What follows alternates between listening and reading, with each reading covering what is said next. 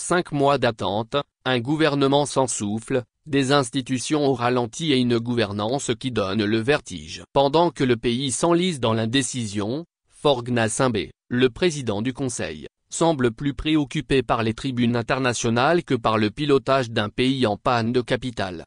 Il aura fallu 5 longs mois d'errance institutionnelle avant que Faure Gnassingbé ne daigne former son gouvernement le 8 octobre dernier. 5 mois durant lesquels le pays a fonctionné au ralenti, les administrations survivant tant bien que mal dans la routine des affaires courantes, sans impulsion politique, sans priorité claire. Et pourtant, le gouvernement enfin formé ne semble pas incarner le renouveau tant attendu. Aucune rupture, peu d'audace et beaucoup de recyclage.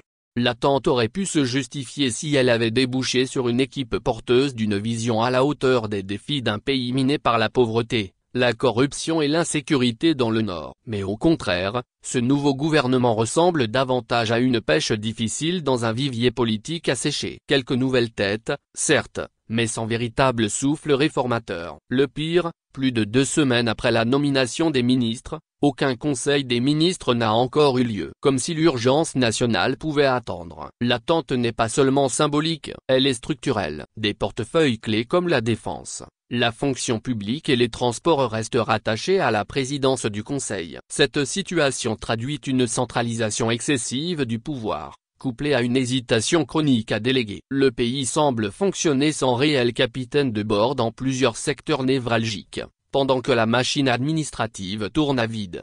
Sur le terrain, les urgences s'accumulent, mais le sommet de l'État, lui, semble habité par un tout autre agenda. Faure Gnassingbé s'est transformé en chef d'État globe-trotté. Il enchaîne les conférences internationales, les sommets sur la paix, la sécurité ou le climat. Un rôle qu'il affectionne, celui du président modéré, écouté sur la scène africaine. Mais à force de jouer les diplomates du continent, le président du Conseil a oublié d'être le dirigeant de son propre pays. La diplomatie d'image a pris le pas sur la gouvernance réelle. Pendant qu'il s'affiche aux côtés de ses pairs sur les podiums des grandes capitales, les Togolais, eux, attendent toujours des réponses à la cherté de la vie, au chômage des jeunes, aux services publics sinistrés, à la décentralisation en panne.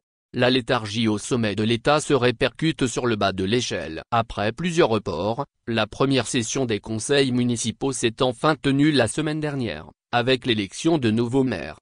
Mais là encore, le désintérêt du pouvoir central saute aux yeux, silence assourdissant sur la date de prise de fonction. Les mairies, déjà engourdies par des mois de paralysie, continuent de fonctionner dans une incertitude totale. La décentralisation, censée rapprocher l'administration du citoyen, se réduit à une coquille vide. Faute de moyens, faute de volonté politique, les communes végètent, quand elles ne s'enlisent pas dans des querelles locales entretenues par le pouvoir lui-même.